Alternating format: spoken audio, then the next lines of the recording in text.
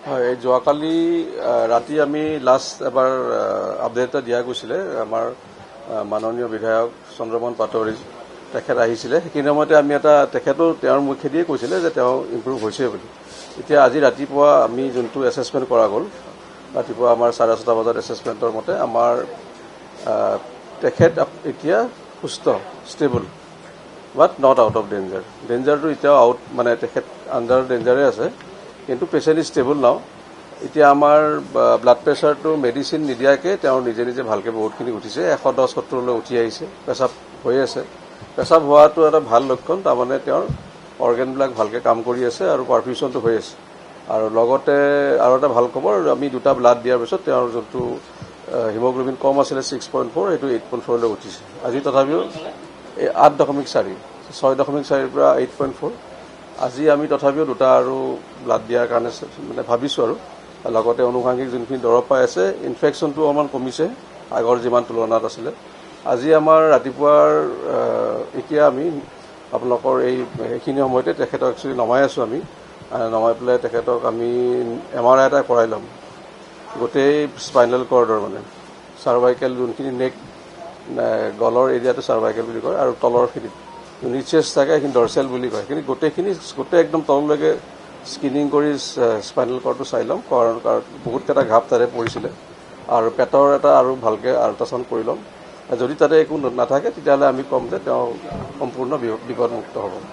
আবেলিলৈকে গম পাই যাম।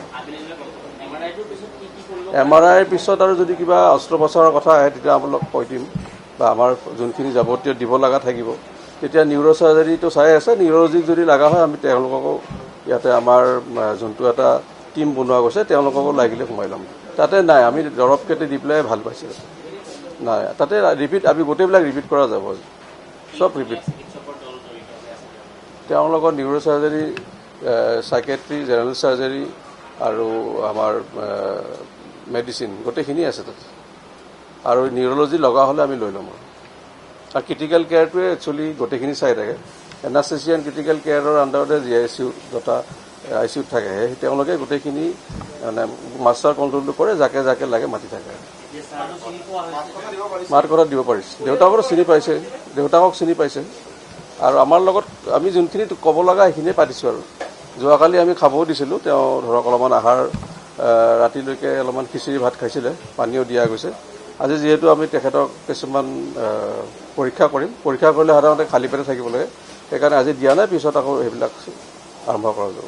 এতিয়া আহিছে, কিন্তু বেছি সোনকাল হ'ব এইখিনি ক'বলৈ, কাৰণ তেওঁৰ যোনটো ট্ৰমা অৰ্থাৎ যোনটো তেওঁ মানে দুখ পালে, এটাতো শাৰীৰিক দুখ পালে, সেইখিনি আমি ট্ৰিটমেণ্ট কৰিলোঁ, কিন্তু মানসিক যোনটো দিশ আছে সেইখিনিৰ কাৰণে তেওঁৰ অলপমান সময় লাগিব।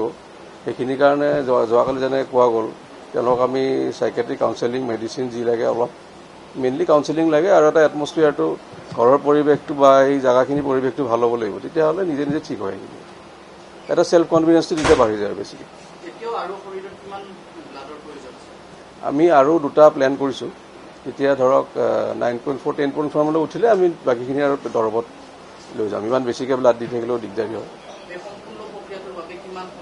এনেই 7 দিনমান ধৰি লৈছোঁ আমি আমাৰ ফালৰ পৰা। তেতিয়ালৈকে যদি ঠিকে থাকে আমি ঘৰত যাব দিব পাৰোঁ। এতিয়া বৰ্তমান ICUতে থাকক। ICUত থাকিলে অলপমান মানে ধৰক গোটেই মনিটৰিংটো ভাল হৈ থাকে, আৰু লগা হ'লে শ্বিফ্ট কৰি দিম। যেতিয়াই ঘৰৰ মানুহ যদি একচুৱেলি মাক আহিব পৰা নাই, আৰু মাক আহিলে তেতিয়া আমি শ্বিফ্টিঙৰ কথা ভাবিম।